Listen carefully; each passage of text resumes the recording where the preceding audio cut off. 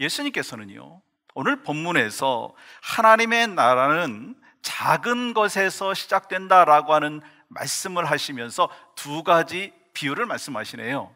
첫 번째, 여러분 보시면 26절 보세요. 하나님의 나라는 사람이 씨를 땅에 뿌린 것 같으니, 하나님의 나라는요, 씨앗에 비유하고 있는 것을 볼 수가 있습니다. 두 번째는요, 30절에서 31절까지 말씀 보시면 하나님의 나라를 어떻게 비교하며 또 무슨 비유로 나타낼까? 겨자씨 한 알 같으니. 여러분, 겨자씨는요 실제로 크기가 1mm밖에 안 됩니다. 그래서 눈에 잘 보이지도 않습니다. 아주 작은 씨앗이죠. 그런데 그 씨앗이 자라면 어떻게 됩니까? 새가 깃들일 만큼 그늘을 만들어준다는 것입니다. 무성하게 자란다라고 하는 거예요. 사람의 눈에 보기에는 정말 보잘것없는 작은 씨에 불과한 겨자씨이지만 그 속에 이미 겨자나무가 있는 것처럼 하나님의 나라는 가장 작은 것이지만 그 안에 엄청난 가능성이 있고 미래가 숨겨져 있다라고 하는 것입니다. 이것이 바로 하나님 나라의 원리인 것이죠. 그러므로 우리가 하나님 나라의 원리를 믿는다면 어떤 상황 속에서도요 절망해서는 안 됩니다. 우리가 가진 것이 없고 작고 초라하다고 해서 그것 때문에 낙심하거나 절망하지 말아야 된다라고 하는 것입니다. 그리고 작은 헌신이 무슨 효과를 나타낼까? 그렇게도 생각하지 말아야 된다는 거예요. 오히려 우리와 같이 보잘것없는 사람을 통해서 일하시는 크신 하나님을 기대하면서 오늘 또 우리에게 주어진 작은 것에 최선을 다하고 작은 것에 헌신하는 삶을 살아가는 바로 여러분과 저의 삶이 되어야 될 줄 믿습니다. 그렇다면 우리가 비록 작은 자이지만 어떻게 하나님 앞에 영광을 올려드리면서 살아갈 수 있을까라고 하는 것입니다. 우선 좋은 마음의 밭이 있어야 되더라고요. 즉 우리의 마음밭이요, 길가밭, 돌짝밭, 가신 덤불 밭이 아닌 옥토의 밭이고 준비된 밭이면 성경은 우리에게 분명히 약속해 주셨습니다. 30배, 60배, 100배의 결실을 맺을 수 있다. 여러분 이 사실 믿습니까? 그렇기 때문에 여러분과 저는 좋은 마음의 밭을 갖고 있는 사람으로서 이 몇 가지 믿음과 확신을 갖고 살아가야 된다라고 하는 거예요. 첫 번째는요, 하나님은요 작은 자를 귀히 여기십니다. 하나님께서는요 작은 자를 귀히 여기신다는 거예요. 사실 우리가 살아가고 있는 이 세상은 어떻습니까? 작은 자보다 큰 자를 원합니다.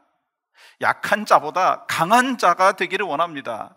그래서 수단과 방법을 가리지 아니하고 큰 자가 되기 위해서 우리가 얼마나 수많은 경쟁을 하고 있습니까? 그러면서 자신의 장점은 자꾸 드러내고 자랑하고 단점은 자꾸 감추면서 가면을 쓰고 살아가기 때문에 다른 사람이 보는 내 모습과 내가 내 자신을 보는 그 모습이 다를 수가 있다라고 하는 거예요.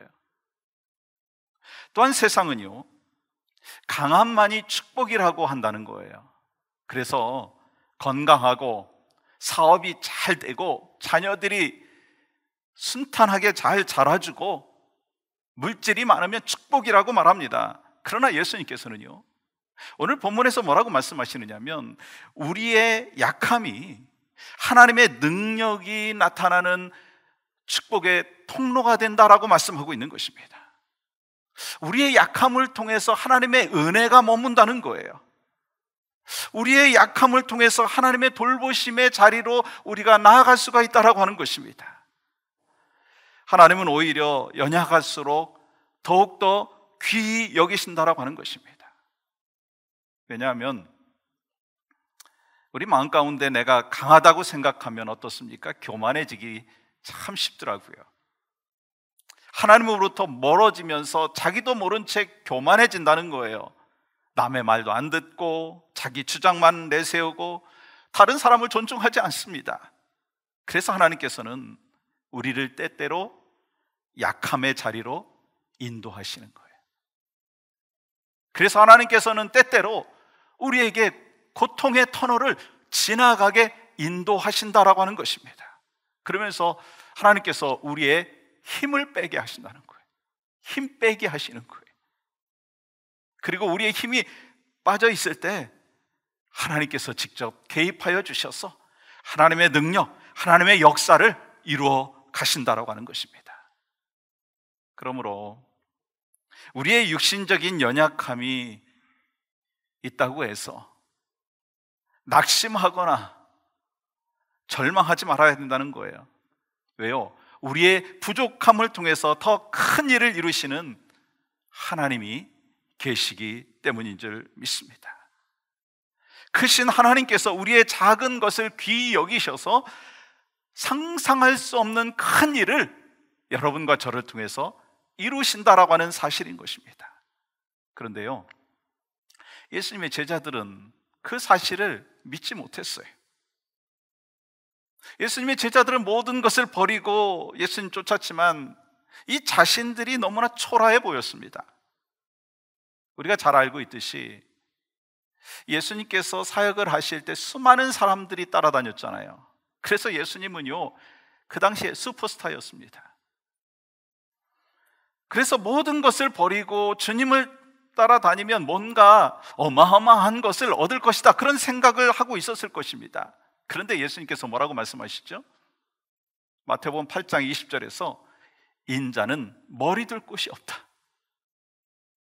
예수님의 제자들은요, 모든 것을 버리고 따랐습니다. 그럼 뭔가 한 자리 좀 얻을 것이다, 그런 생각을 했을 것입니다. 그런데 예수님께서는 자신은 머리둘 곳이 없다고 말씀하시는 거예요.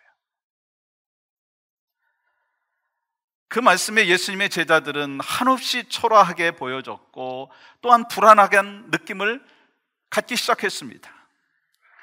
오히려 반면에 기득권 세력인 이 서기관과 그 바리새인들은요, 떵떵거리면서 살고 있습니다.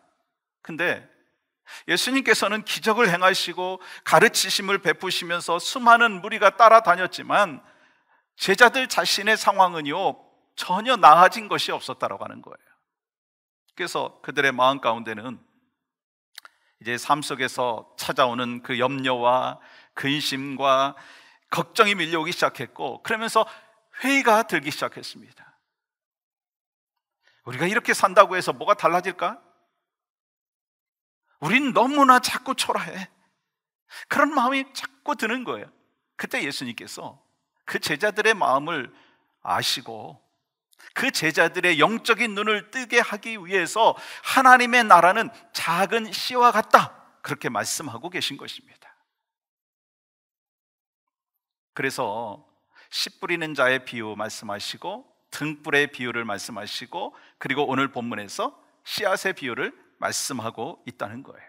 여러분 26절부터 28절을 같이 한번 읽어볼까요? 시작. 또 이르시되 하나님의 나라는 사람이 씨를 땅에 뿌림과 같으니 그가 밤낮 자고 깨고 하는 중에 씨가 나서 자라되 어떻게 그리 되는지를 알지 못하느니라. 땅이 스스로 열매를 맺되 처음에는 싹이요 다음에는 이삭이요 그 다음에는 이삭에 충실한 곡식이라. 여러분, 예수님의 이 씨앗의 비유, 왜 이 씨앗의 비유를 들려주셨을까라고 하는 것입니다.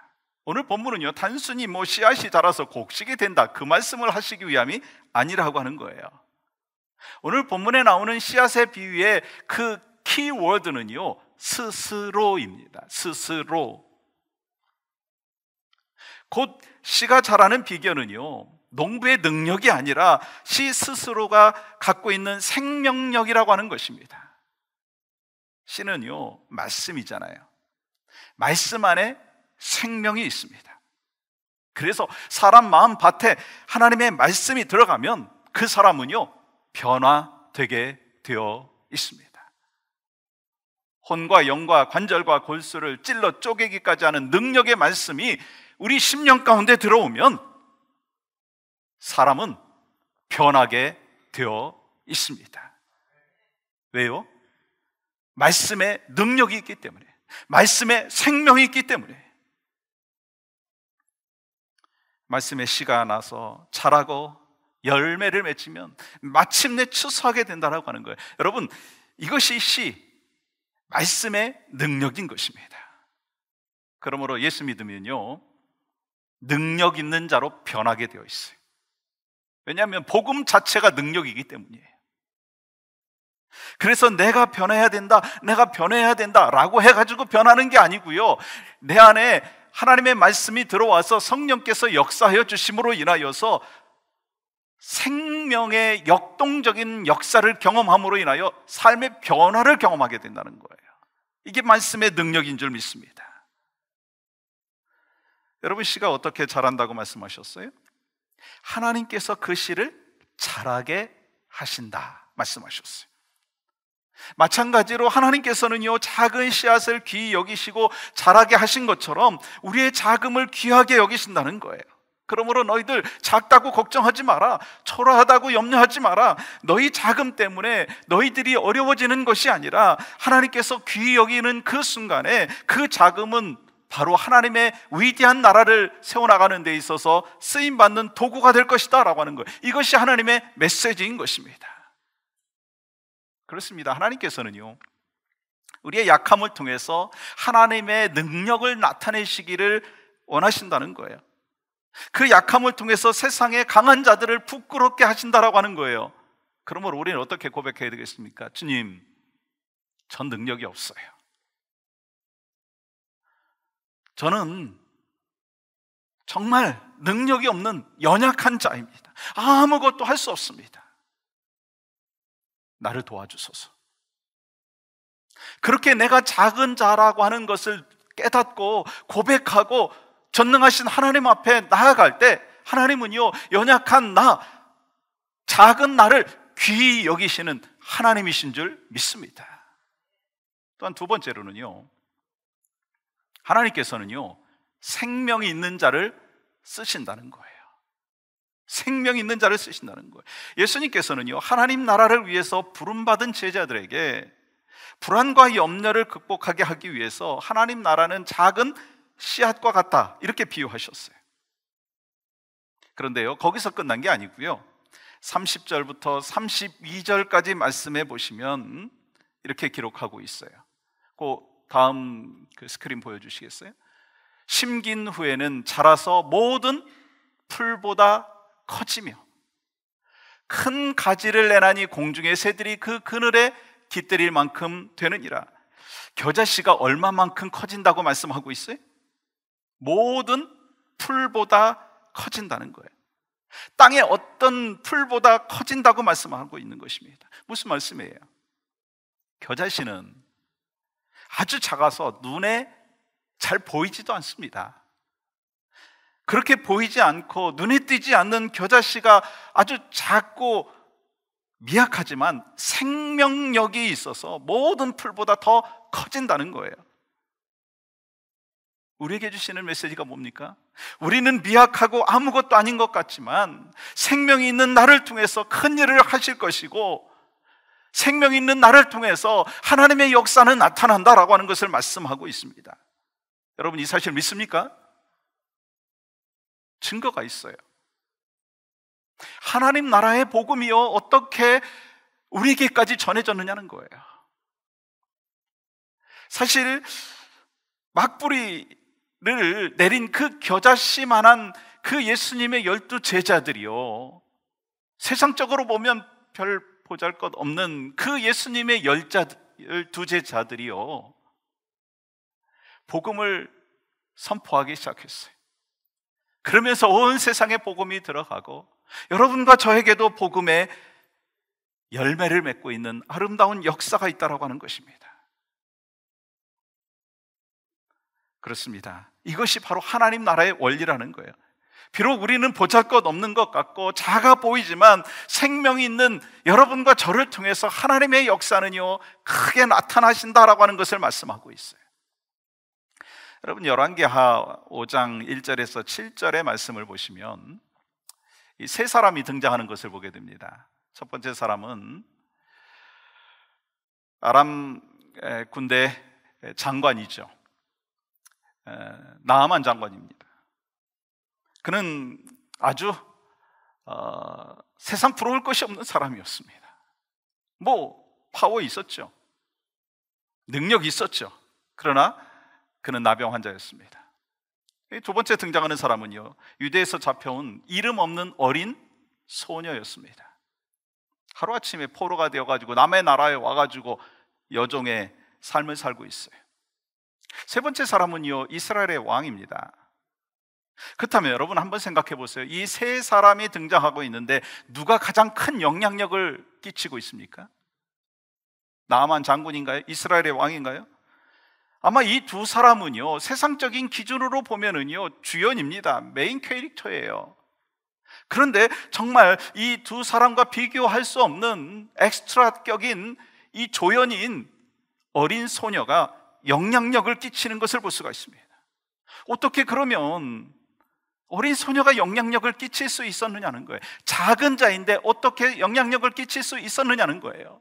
여러분 3절 말씀 보세요.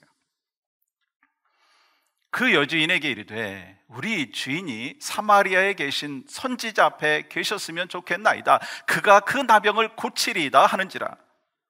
지금 이 어린 소녀의 고백은 엘리사에게 가면 하나님의 능력을 통해서 우리 주인 나아만 장군이 고침받을 것이다, 그런 믿음을 갖고 있는 것입니다.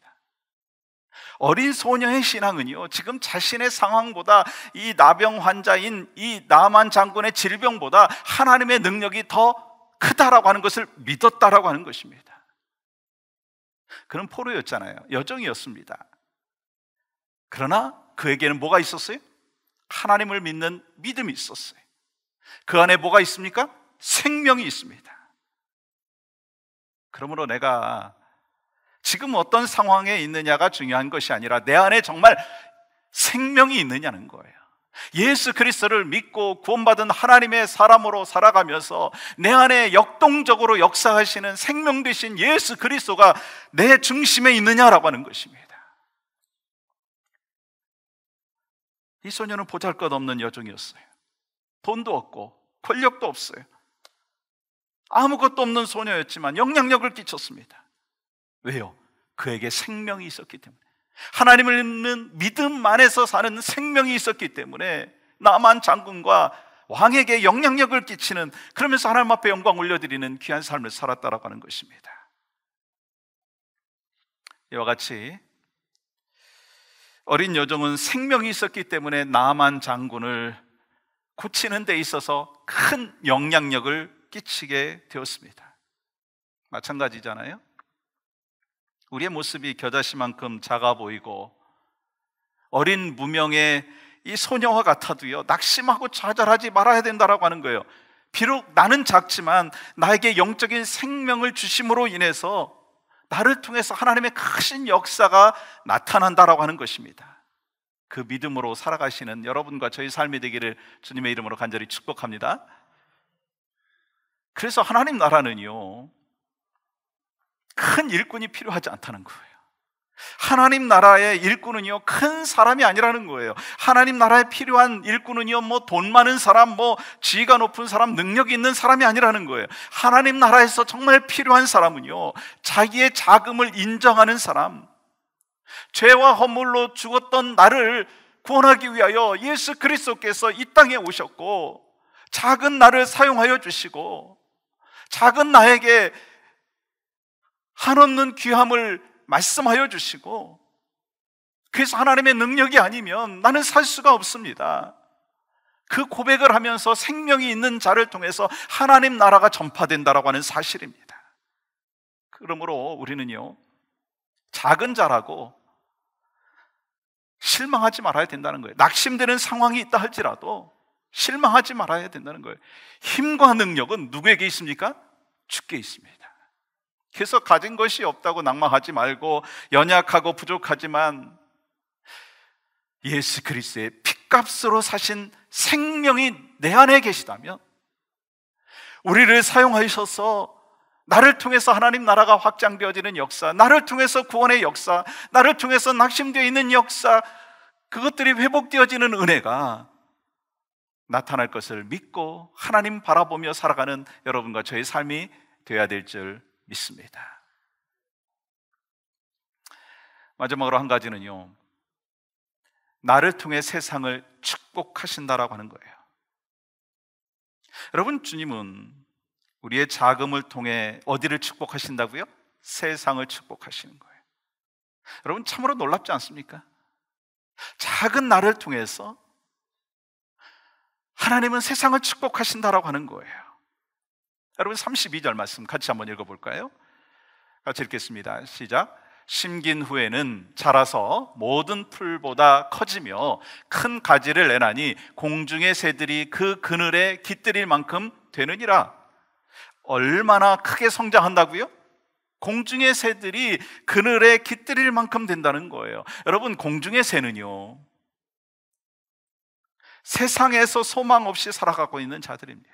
의미 없이 살아가고 있는 소외된 자를 이야기하는 것입니다. 낙심되어 있는 영혼들을 이야기하는 것입니다. 잃어버린 영혼을 이야기하는 것입니다. 그런데 작은 나를 통해서 그들을 축복하신다는 거예요. 여러분, 이것이 얼마나 대단한 일입니까? 오늘 본문은 겨자씨의 꿈, 우리를 향하신 하나님의 꿈을 말씀하고 있는 거예요. 우리는 세상을 살아가면서 무력감을 느낄 때가 있습니다. 내 힘으로 어떻게 선한 영향력을 끼칠 수 있을까? 어떻게 내가 세상을 변화시킬 수 있을까?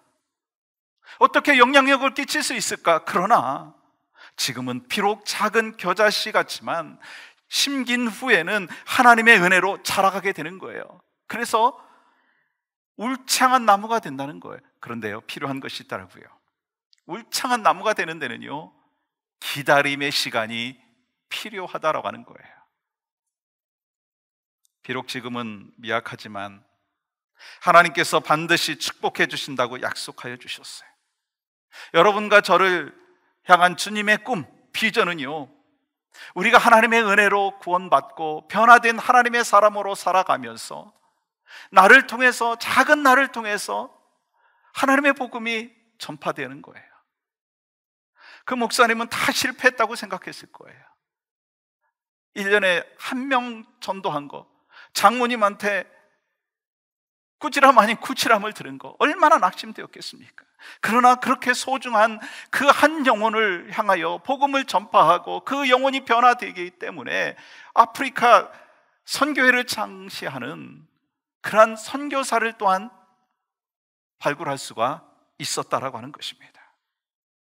그러므로 우리는요, 지금 있는 곳에서 염려하지 말고 의심하지 말고 힘써서 하나님 나라의 씨, 복음의 씨앗을 뿌리는 믿음의 백성의 삶을 살아야 될 줄 믿습니다. 우리가 구원받고 난 후에 믿음으로 행한 모든 것은 언젠가 반드시 열매를 맺습니다. 이것이 우리 주님께서 우리에게 가르쳐 주신 진리인 거예요. 이것이 바로 하나님 나라의 법칙인 거예요. 농부가 씨를 뿌려놓고 아무 걱정 없이 기다리면 하나님께서 다 알아서 열매를 맺게 해주시듯이 우리의 할 일은요, 그냥 열심히 뿌리를 날 수 있도록 씨앗을 뿌리는 거예요. 심기는 거예요. 섬기는 거예요. 충성하는 거예요. 나머지는요, 하나님께 맡기면 되는 거예요. 우리의 수고는 반드시 열매를 맺고 여러분과 저를 통해서 세상을 축복하는 역사들은 지속적으로 있을 줄 믿습니다. 그렇기 때문에 우리는요, 하나님 나라의 성전과 확장을 위해서 우리에게 맡겨주신 복음의 일꾼으로서의 역할을 충성되게 감당하면 된다는 거예요. 그리고 하나님 나라는요, 점점 성장해져서 종말의 때에 완성이 된다는 거예요. 여러분, 29절 말씀 그렇게 약속하잖아요. 열매가 익으면 곧 낫을 대나니 이는 추수 때가 이르렀습니다. 그리고 하나님 나라가 완성되는 마지막 때 하나님께서는요, 알곡과 가라지를 구별하는 최후의 심판을 하신다는 거예요. 또한 하나님 나라에 참여한 자들은 영원한 기쁨에 동참하지만 하나님 나라를 거부하고 멸시한 자들은 영원한 심판이 있다고 분명히 우리에게 말씀하여 주셨습니다. 그런 면에서 본문은 참으로 우리에게 복된 삶을 살아갈 수 있는 근거가 되는 메시지인 것입니다.